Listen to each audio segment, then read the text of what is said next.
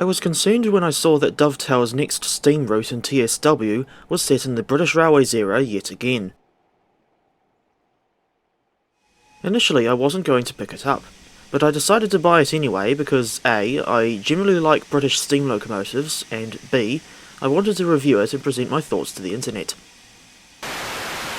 As one should expect from an add-on released in the TSW3 era, this one costs an eye-watering 57 New Zealand dollars, although I got a 10% discount when I pre-ordered it on April 28. I never recommend buying this stuff at full price, because it is just not worth the money anymore. Instead, I suggest that you wait until Dovetail puts a 25% discount or higher on it. But if you still like the route, that's perfectly fine, and I'm not trying to undermine your opinions. And if watching the comments section with Brett Cooper has taught me anything, it's that it should be okay to speak your mind while respecting other people's opinions, even if they conflict with your own.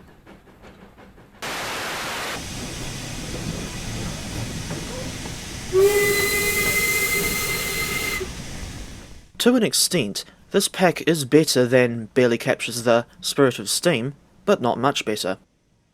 It's only about 38 miles long, which makes it a mere 2 miles longer than Crewe to Liverpool.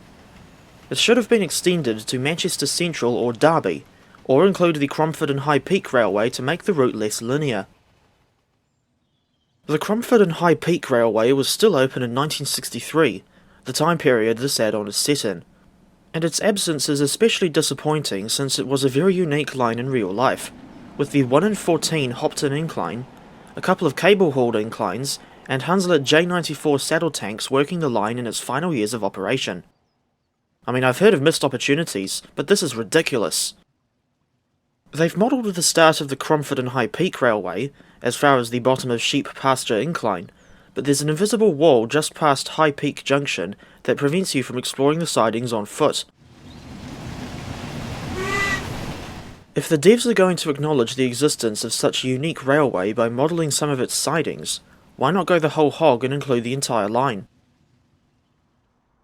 1968 saw the closure of the line between Peak Forest Junction and Matlock, but a few sections of what's depicted in this add-on survive to this day. Chinley Station is on the Hope Valley line between Manchester and Sheffield, while Buxton is now just the terminus of a commuter line from Manchester. And the section between Ambergate and Matlock still survives as the Derwent Valley Railway, with trains coming up from Derby, although Ambergate has now been reduced down to just one platform, compared to the Triangle Junction it used to be.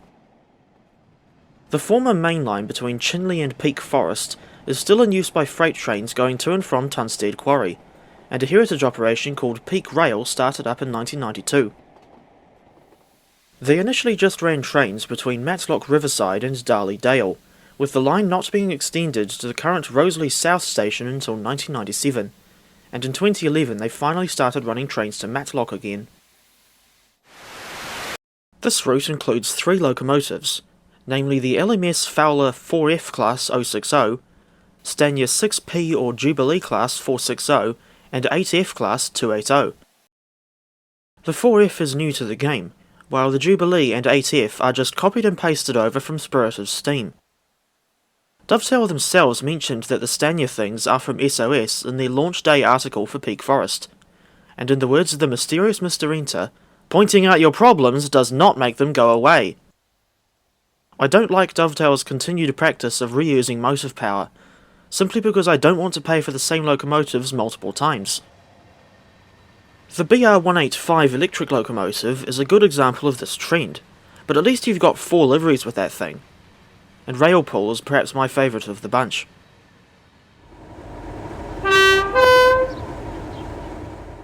I think Dovetail should have included a vintage diesel locomotive with Peak Forest, to run alongside the steamers. Considering that we already have a Class 31 in TSW, I'm surprised that DTG didn't backdate it to the BR Green livery and bundle it with this route. The coaches and wagons are mostly reused from Spirit of Steam as well, with the only new wagon being the large ICI hopper. It's all well and good to say that this is all new to players who don't already have Barely Captures the Spirit of Steam, but the simple fact is that not everyone will be in the same situation, and surely I'm not the only one who's annoyed at having to buy the same rolling stock again. Meanwhile, Dovetail is probably too busy laughing all the way to the bank to take notice of anyone's criticism against their DLC.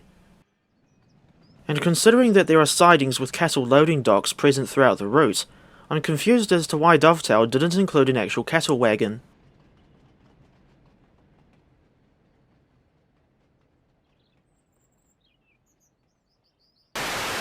I was genuinely surprised to see that the 4F has an animated reverser rod, as well as animated valve gear in between the frames, as, after all, she has inside cylinders. Given Dovetail's notoriously lazy habits, I thought they were just going to leave out the valve gear detail like Hornby's old 4F model, or the more recent E4 from Bachmann, and I'll give them credit for subverting my expectations this time.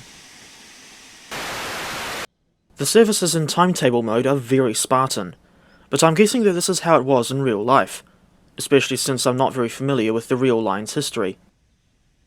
You only get 110 services, with 29 of them being for the Jubilee, 31 for the 4F, and 45 for the 8F. This means that, outside of scenarios, the route is even quieter than Crewe to Liverpool. In addition to the Spartan timetable, this pack includes 5 scenarios. I tried playing one called Breaking the Bank, and found it rather annoying because of how difficult it was to get the train moving past 2 miles per hour without wheel slip. Not helping the situation was the fact that you're expected to start the heavy train on a 1 in 90 uphill grade, and it's certainly not a scenario for beginners.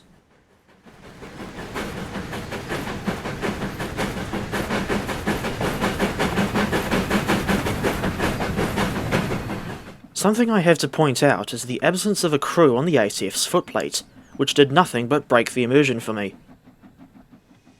I thought the scenario was going to take 50 minutes to complete, but I somehow managed to pull it off in 41 minutes. This was despite several failed attempts to get the 8F and ICI hoppers moving. Despite the hype around the 4F and how she was new to the game, there's barely anything you can do with her in timetable mode. None of her services cover the full route, and instead you're just restricted to banking trains between Tunstead Quarry and Peak Forest, or shunting at Tunstead Quarry or Rowsley.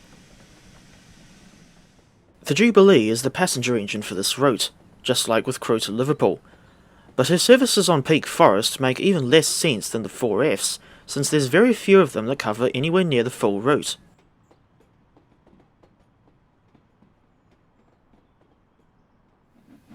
Besides the mainline runs, there are also 6 shunting services included.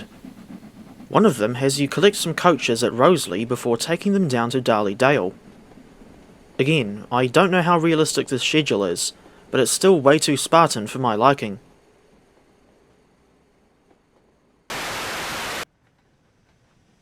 Although I have little interest in the 4F, I will admit that I still enjoyed driving her on a shunting turn at Rowsley South. She's a decently powerful locomotive for her size, and didn't lose boiler pressure anywhere near as much as the original Jubilee and 8F. Mind you, this operating environment was nowhere near as difficult as running a passenger service on the main line.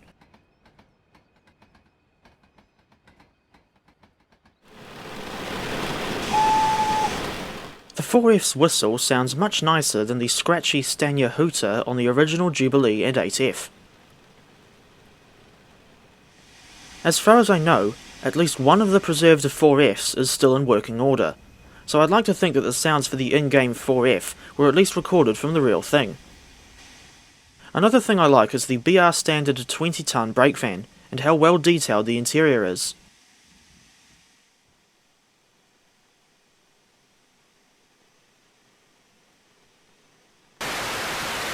There is also a driver assist feature implemented, and this has pop-ups with advice on driving steam locomotives.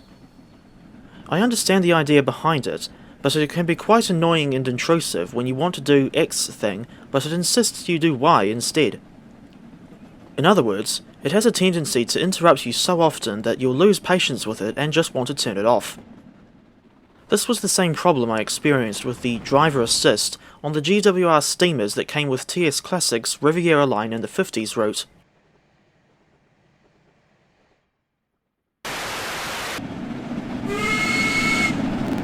The scenery is nice, for the most part, although it doesn't hold a candle to the Niedertalbahn.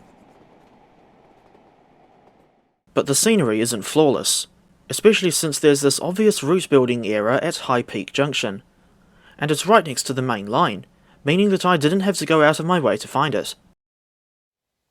There's also this terrifying cat model present at either Cromford or Watstandwell. I can't remember which station it was. It's the same imitation cat that appears on the Cross City line. Updated review of that add-on coming eventually. And just like in Barely Captures the Spirit of Steam, there are signal boxes throughout the route, but none of them have an interior modelled. This is quite annoying because had a Dovetail actually bothered to model the interior, like what Rivet Games did at Brading for their Island Line 2022 pack, it would have added to the immersion, instead of the player feeling restricted on where they could go. Some of the distant trees don't look quite right, as they appear to be semi-transparent. I also noticed this dodgy looking transition from platform to natural ground at Buxton Midland Station, when I'm pretty sure it's supposed to be smooth instead of looking like it could easily trip someone up. Despite that issue, I still think the Buxton area is fascinating. Before exploring this route, I had no idea that the town had two stations right next to each other. Buxton Midland is the one that you can drive to in TSW, although in real life this station closed in 1967. However, the larger LNWR station is still open today, and there's an article all about Buxton Midland Station on a website called Disused Stations.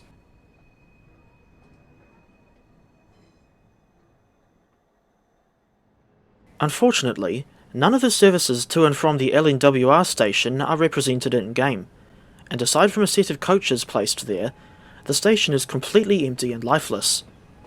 Meanwhile, Buxton Midland has such a spartan service that it could give KiwiRail's Northern Explorer a run for its money.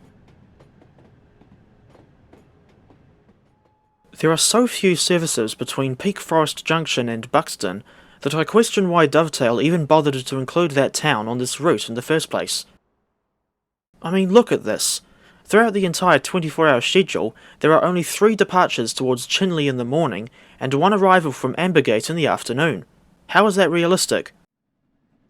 And is it just me, or does a big 460 look out of place on a train as short as 4 coaches? Wouldn't a tank engine be more suitable?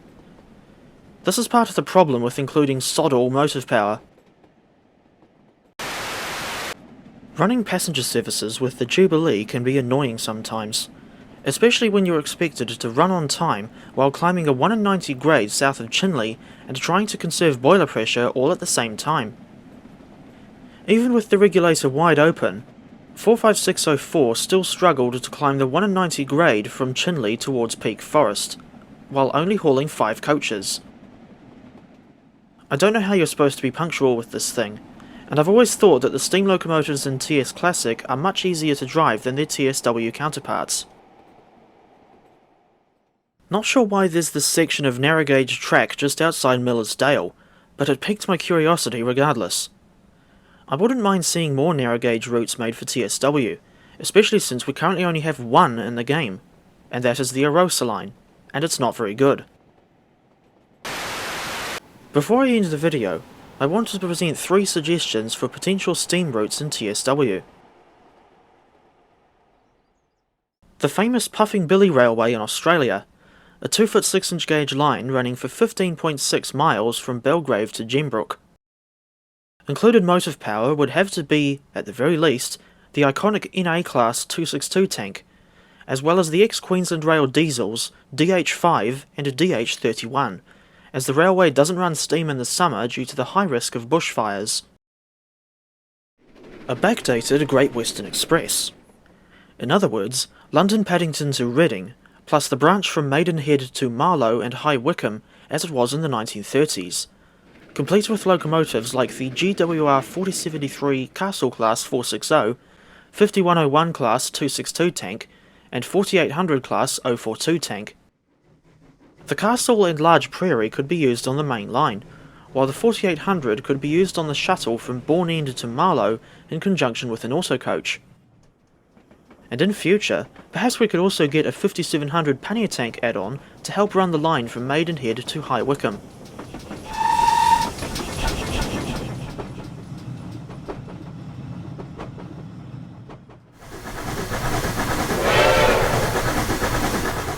the Durango and Silverton narrow gauge railroad in the USA, although I'm using the Rio Grande Southern route for these scenes because I don't know if there's a DNS route in TS Classic.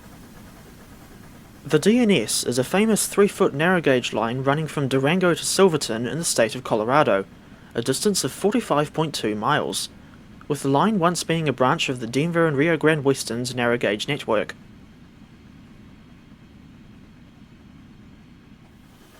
Included motive power for this route could be the K28, K36, or K37 class 282 Mikados.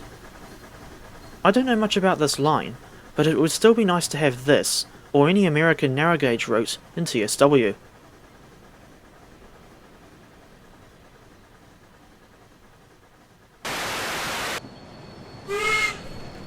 I'm still a little peeved at the existence of the Peak Forest add-on.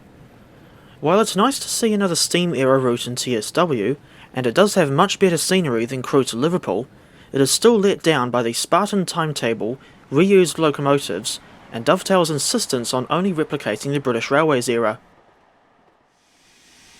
This route isn't really my cup of tea, especially since it leans way too far towards the freight side for someone like me, who prefers passenger runs.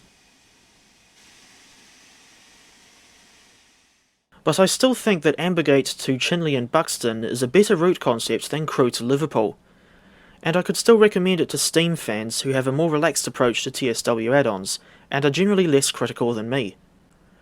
Or rather, I would recommend it if it didn't have such a Spartan timetable that leaves you with barely anything to do. There are a lot of better concepts for Steam routes that Dovetail or other developers could go with, instead of just making bland BR-era English routes for Steam fans and nothing else. It's almost like, if staff suggest to the higher-ups that they should make more interesting routes than the same old BR stuff, the higher-ups would turn around and say, "In the words of Brett Cooper, imagination is not allowed here."